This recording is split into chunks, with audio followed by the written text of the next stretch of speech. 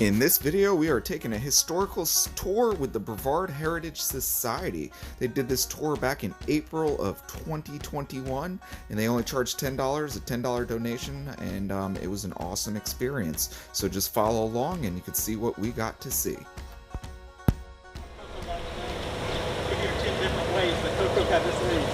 But a couple of them, they said there was a woman that used to stand on the shore when boats came by, and she'd yell cocoa. She had cocoa for sale. And then there's one where a cocoa box was on a signpost, and as the boats came by, they saw the name Cocoa. And then another where it was painted on the side of a building, an advertisement for cocoa. So it sounds like it came from an advertising somewhere, or maybe it was Coca-Cola. But anyway, Dr. Hewlett was an important player in this.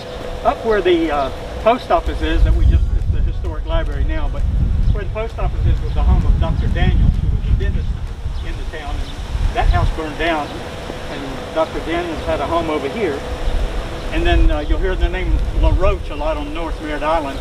The Roches also had a big Victorian home in the opposite corner. Okay, we'll go meet Sarah Delanoy now. She's waiting for us on the corner.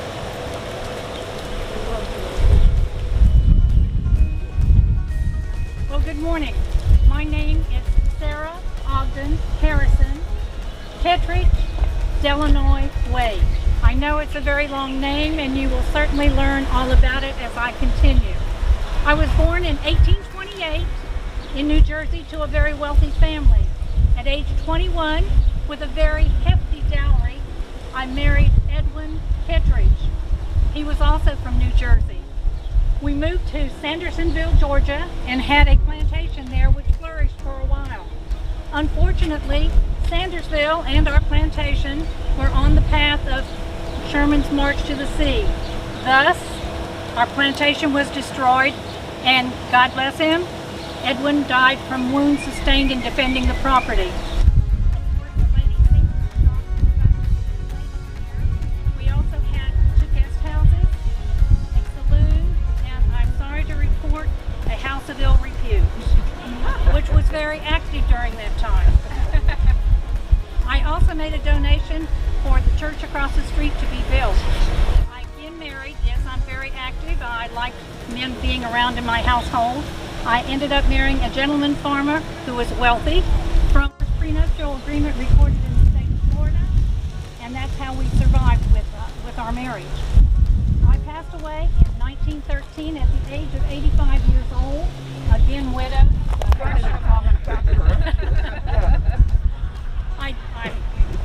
I was widowed again, never having any children though. I was buried in a family plot in Cocoa Cemetery. The legacy that I left, I hope that I left, was I was a very progressive lady for my time who helped create Cocoa Village. I thank you for your kind indulgence, but let me leave you with one thought. Was I that progressive lady? Was I a gold digger? Or was I just a black widow? Thank you. Clinic for many years, and when Billy over here in the yellow shirt and I played 7th grade football for Cocoa Junior High, this is the first place we were ever told to turn our head and call. Okay, we'll walk across the street here now.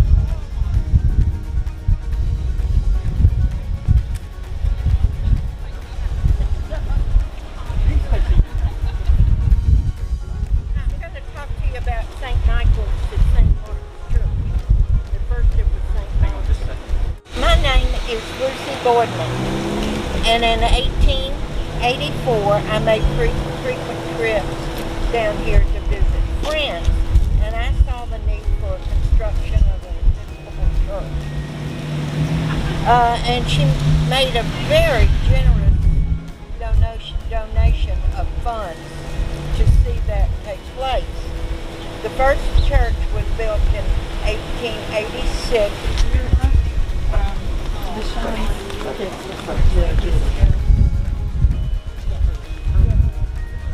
I know. Christina. Yeah, I know.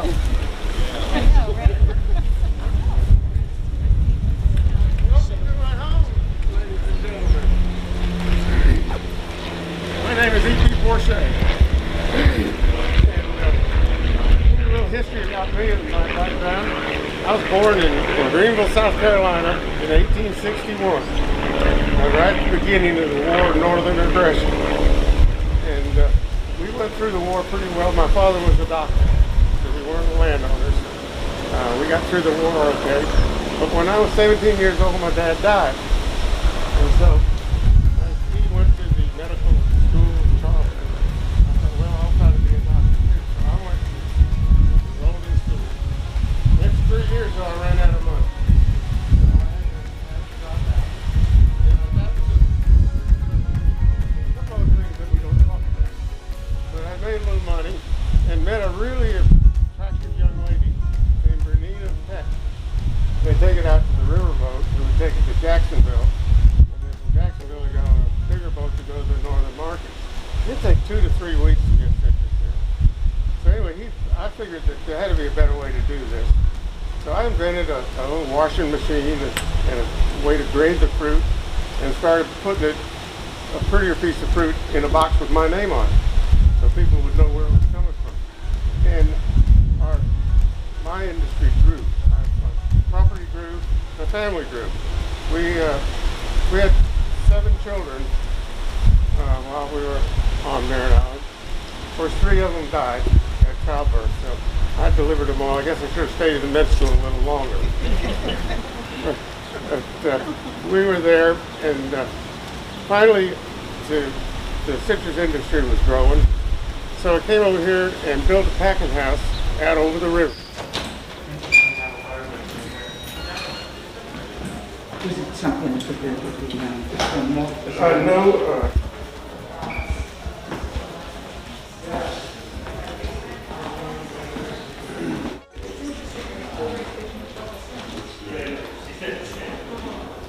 Tree grows and a big citrus man in his own right, and actually has a display of citrus things out at the museum on Michigan Avenue out in West Cocoa. Thank you, Mr. Forche. You're welcome. Good job. Street, who's named after Sarah up there, this was really Main Street cocoa back in the day in the 20s and 30s, because most of the business came in from the river. So all the businesses, more so than Brevard Avenue, were on this street. So along here we had the newspaper, the Cocoa Tribune, we had the first theater, the Victory Theater, and the first bank, which you'll hear in our next, and the first library. They were all on this side of the road over here, across from the river. And this is Taylor Park, and Albert Taylor was a big player in the city of Cocoa in the early days, and we're going to meet Albert in just a minute. Ladies and gentlemen, this is Albert Taylor, who is a huge player in early cocoa. Mr. Taylor? Good morning. Go ahead and step on this side if you will, please.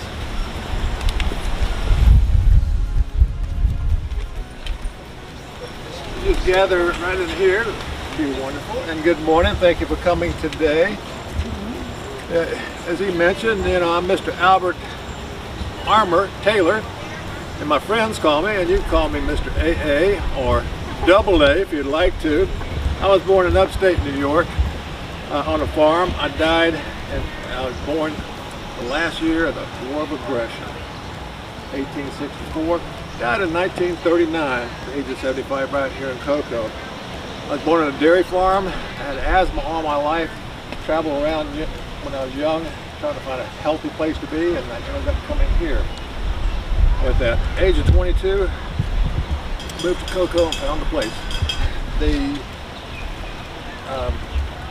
Cocoa Incorporated 1895. The City Council held their meetings upstairs until 1909, until they built the city hall. In 1925, I built the second bank, and I'll talk about that later on.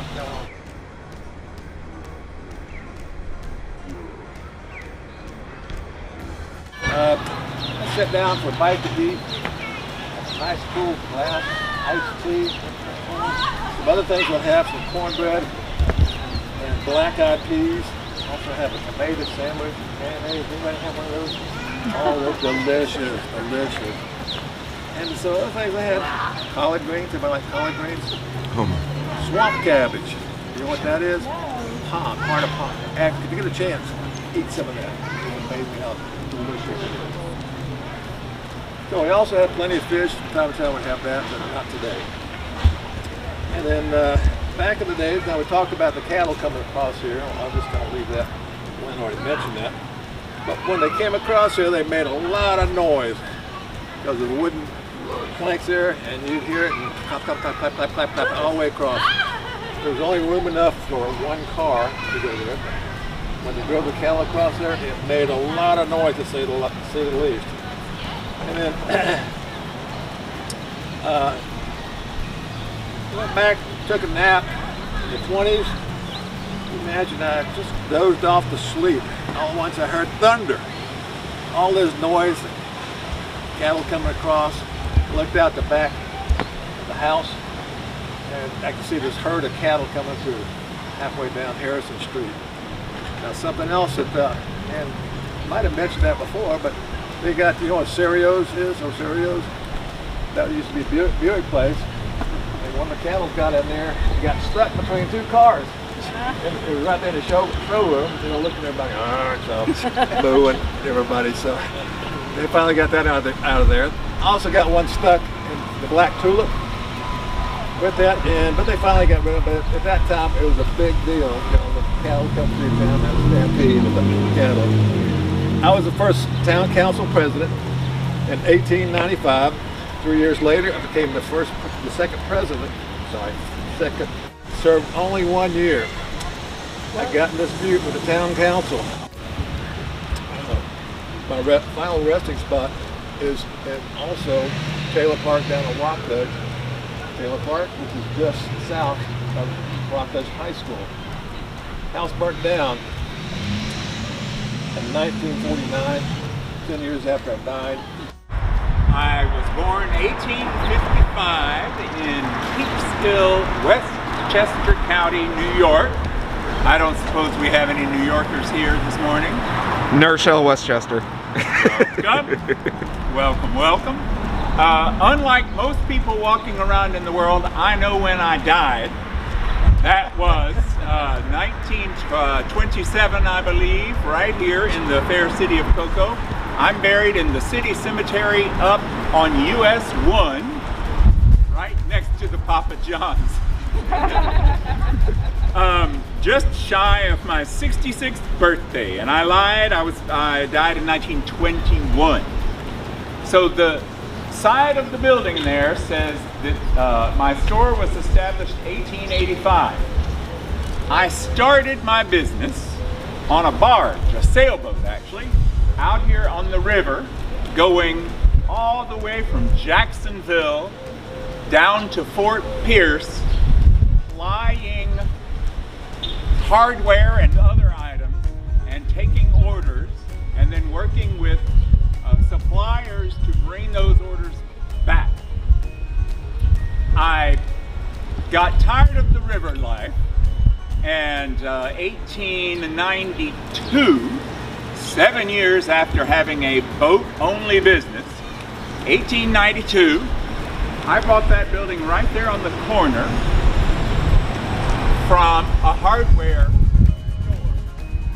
It was Ed Styling's store at that point. I took over that building, believe it or not. He moved across the street, so there were two hardware stores across the street from each other. I had an advantage. In those days, the river came up to the back of these buildings. What you see now, the park that you were just looking at, all of that area over there, all the way to the river now, that's filled. It's not here then. Believe it or not, my river trade continued even after I bought that building. And my river trade continued all the way up to 1955. The building that you see next door, I built some air conditioning. Downstairs, no air conditioning. What else? Oh, I stumbled over Rummel's name, the architect. That's because the artist, his father, was born in Canada, Richard Rubin. in the French pronunciation. I was told to pronounce his name by the French, but in Canada, that fellow who was born to German immigrants who had moved to Canada, so it was probably Rummel at one point. And if you're born in Buffalo and moved to Florida, I doubt you pronounce your name Richard Rummel, so he probably went by Richard Rummel. So there, I have tried.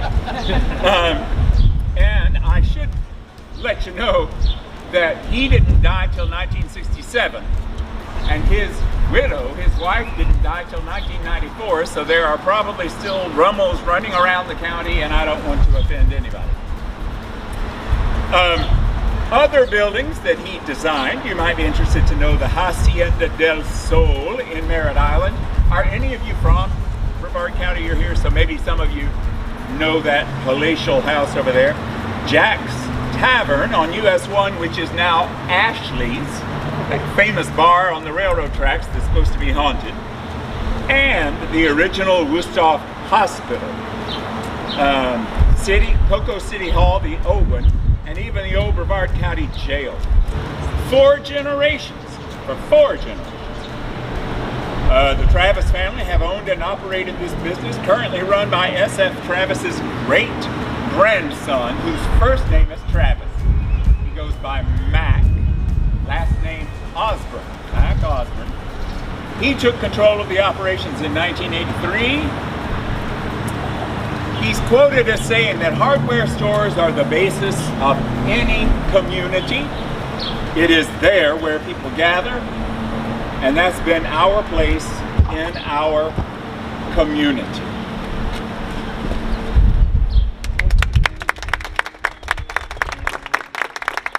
My name is Isadora Rubin. It's a male name.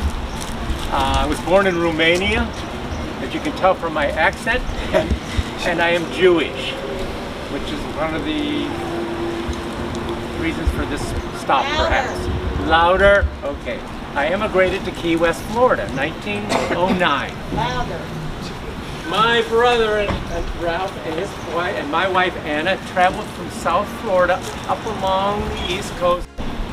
I don't want to mention all the towns, but it could have been Vero Beach or Palm Beach, or somebody said Fort Lauderdale in the history, and we were not welcome. Suffice it to say, until we arrived in Cocoa. We stayed in Cocoa Village while, although being different, we were enthusiastically welcomed by its 3,000 residents at that time. Fortunately for us, a prominent local citizen and owner of Travis Hardware Store befriended us. We became buddies, I guess. You can't imagine how important that was for somebody like my brother and I in starting a business in Cocoa, Florida, and being welcomed. About 1920, the store behind me, designed by Richard Rummel, whose name you might have heard earlier, designed this building, and it was called the Hindle Building, and became, where's the picture? The Rubin Brothers Department Store. The story has it that my first customer was Mr. Travis. He came in and spent, he went back home. He took us $200 and went home. Okay. Changing tunes a little bit from my business.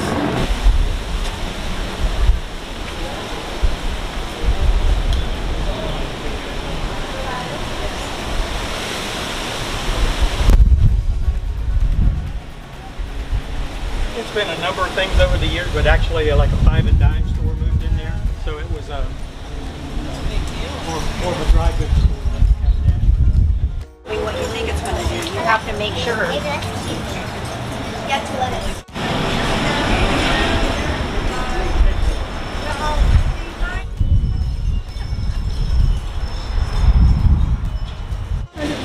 People showed up lined around the block to go in and see the first silent movie. Wow. And sit in the air conditioning. Now the Bel Air Arcade, that he's a little bit busy doing other things. Now Mr. Trafford teamed up with Mr. Field, and he is not of the Field family on Merritt Island that a lot of you may know of. It's a different Field out of Boston. But Trafford and Field commissioned a very famous architect. This is one of the few buildings that's not designed by Richard Rommel. The architect out of Miami, his name was Martin Luther. By the front door. And then the Cocoa City Police would actually walk the black people back across the railroad to their side of town so the Ku Klux Klan wouldn't come on. I got one more.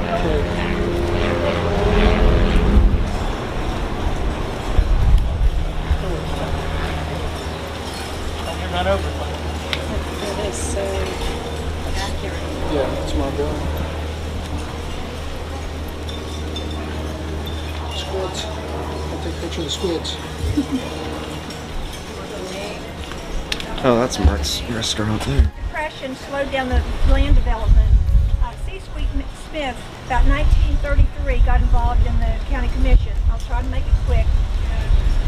His desire, all of his life, was to have a road from here to Orlando. It never existed. Before he died, he finally got it as far as St. John's River. But circumstances and other priorities slowed it down to that location. The other thing, right before World War II, he's on the county commission and he's aware that the government is looking for a place to land airplanes to guard the coastline for America. He initiated and did all the paperwork and all the groundwork to make sure that the government picked our beach over here for the first Banana River Naval Station, where planes flew up and down during World War II and guarded our coast, which is now Patrick Air Force Base. And you can count that as a very lasting feature because that brought the Space Center here too. So you can thank my husband, C. Sweet Smith, for that he died. He got very sick around 1948. He had heart problems. In 1951, at the age of 57, he died. Right after he died, the road to Orlando finally was paved. And if you cross that bridge at Lone Cabbage, there's a sign that says the C. Sweet Smith Memorial Road. And that completes mine.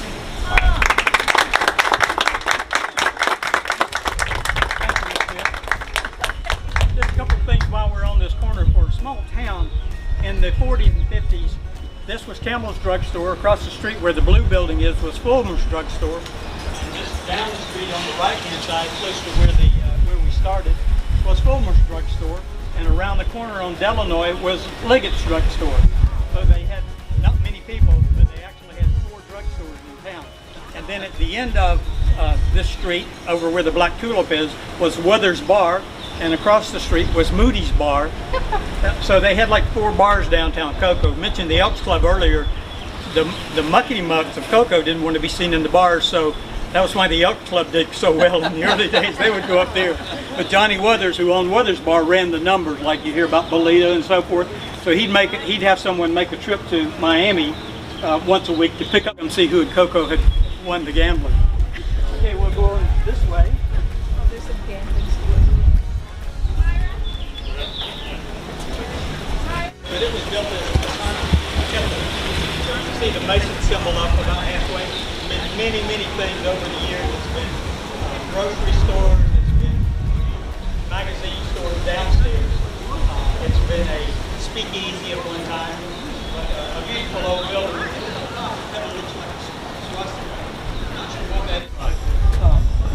Originally to work at Campbell's Drugstore, they had a little restaurant in there where you could go get a blue plate special every day. But she was on the city council of Cocoa, and at one time when the Bell Telephone went on strike, the strikers would go to Mertz and have lunch. So for years, anybody that worked for the telephone company wouldn't eat dinner at Mertz restaurant because she would serve those folks. But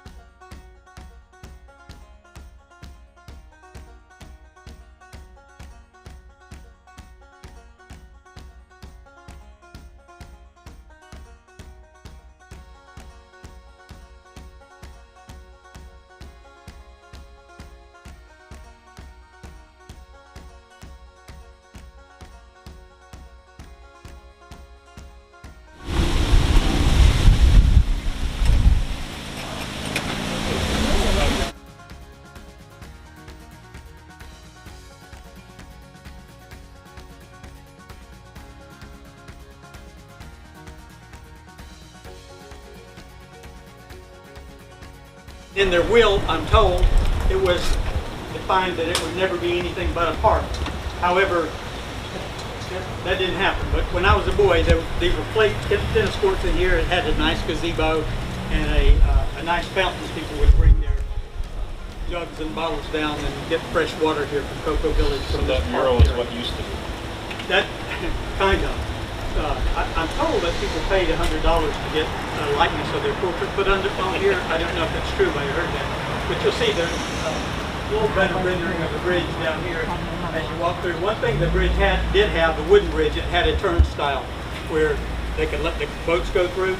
And I don't know if any of you know Phil Eschbach or who Mr. Eschbach is, but he told me when he was a child that the bridge tender would let them ride on that bridge. They'd go sit on it when it opened for the boats to come through. So that concludes our tour. I hope you all enjoyed it, and thank you.